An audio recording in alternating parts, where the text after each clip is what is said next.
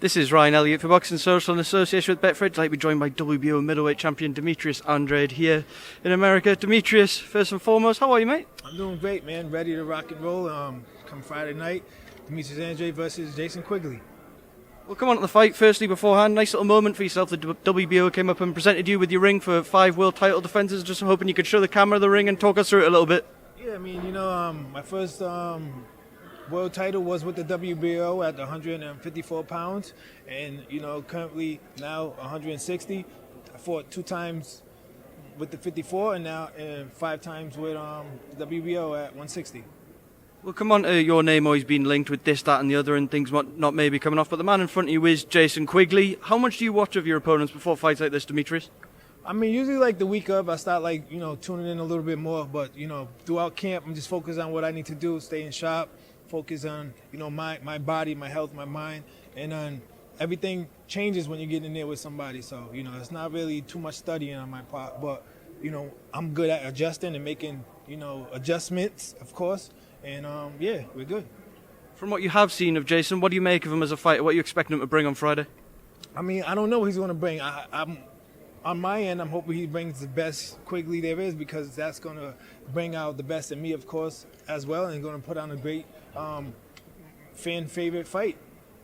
One thing I want to go back to, Demetrius, before the Liam Williams fight, a lot of people were actually picking Liam Williams to beat you in that fight, and you were saying in the build-up, if I win this fight, are you guys all going to give me the credit for that win? Do you feel like you got your flowers, you got your justification?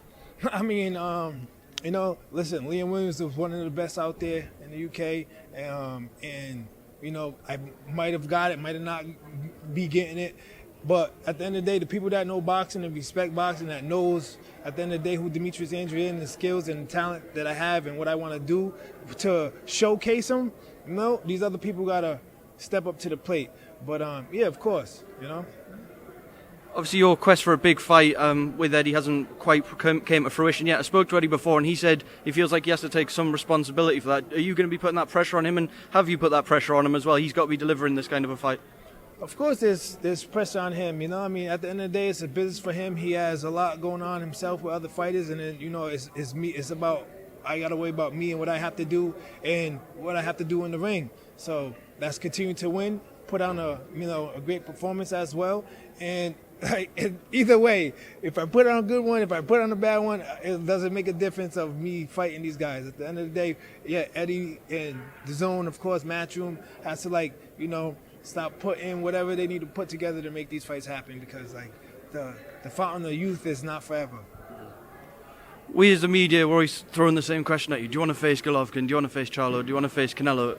How fed up do you get of hearing that when obviously the answer is always the same on your part? Yeah, it's not about me saying yes, it's about them saying yes. At the end of the day, I'm in it to fight and show who's the best. Win, lose, or draw, I'm willing to fight.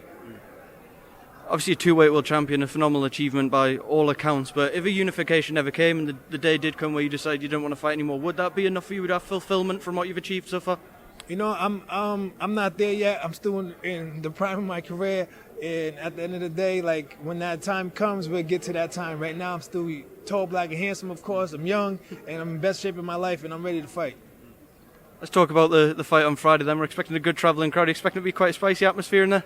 Yeah, for sure. I have hardcore fans, and then, the Irish is going to be coming as well. They're actually fans of mine, but they're just going to represent their countrymen, because at the end of the day, you always bet on black, but it's going to be all good.